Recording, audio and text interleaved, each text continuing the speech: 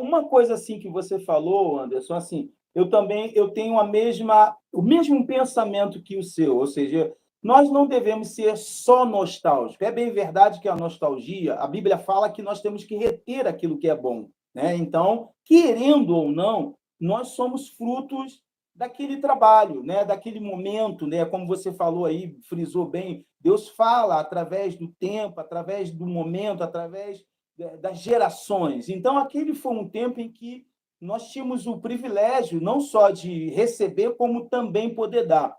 A única coisa que assim que eu questiono, né, e você falou com muita boa propriedade, a questão da distração, é que o evangelismo daquela época, como a gente mesmo falava, o corpo a corpo, de você estar olho no olho, você cara a cara com a pessoa, e aí, querendo ou não, nós, quando estávamos naquele processo de evangelizar, de pegar, às vezes, um viciado em drogas, um alcoólatra, né?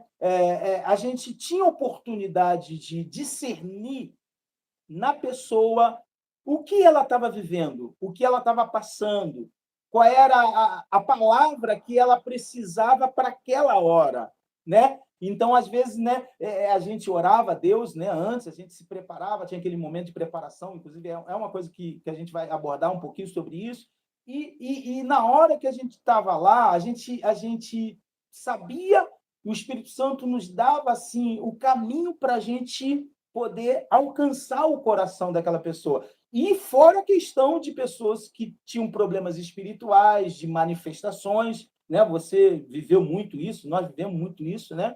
Na rua mesmo, as pessoas às vezes se manifestavam ali, e nós tínhamos que ter a graça de Deus, né? A unção de Deus para poder repreender aquela influência maligna, né? Porque a Bíblia fala que o evangelho, né? Acho que, se eu não me engano, Romanos, capítulo 1, versículo 16, Paulo diz: porque eu não me envergonho do evangelho, porque o evangelho é poder de Deus para aqueles que creem. Então, assim, a gente via o resultado, a gente via, assim, as pessoas recebendo. Hoje, através da rede social, a gente, assim, não é que seja, eu não vou generalizar que é algo superficial, mas como você falou, em função de distração, a pessoa está em casa, aí de repente recebe uma ligação, ou de repente está no WhatsApp, ou de repente tem uma partida de futebol, ou seja, o inimigo também, apesar da gente saber que as redes sociais é um instrumento que Deus permitiu que o homem fizesse para a gente proclamar o evangelho, mas a gente sabe que aquela história do joio e do trigo, o inimigo também aproveita essa situação para roubar a atenção da pessoa, para que ela não receba aquilo que vem do Senhor. E uma das coisas que eu particularmente acho que tem assim uma certa influência é que o problema do evangelismo de rede social é que ele tem talvez um resultado imediato, mas ele não forma discípulos. Sim, sim. As redes sociais, ela dá para você formar discípulos se você focar. Eu acredito muito que você pode fazer grupos no WhatsApp, grupos que vão estudar a palavra. A gente sabe que essa ferramenta ela nunca vai substituir o contato pessoal, né? É Ela nunca vai verdade, isso aí. substituir. E a gente vai precisar ter contato, mas eu acredito que as redes sociais ela vêm para complementar esse trabalho de, por exemplo, como esse aqui, né? De nós podermos edificar pessoas, chegar até pessoas e de repente a pessoa diz assim: ah, eu não posso vir. Não, você vai me ouvir e dentro da sua casa, sentado no aconchego da sua casa, e você vai ter também a ministração da palavra. Agora, eu sou assim, eu sinto que esse tempo é um tempo onde o diabo também tem usado muitas redes sociais para distrair as pessoas.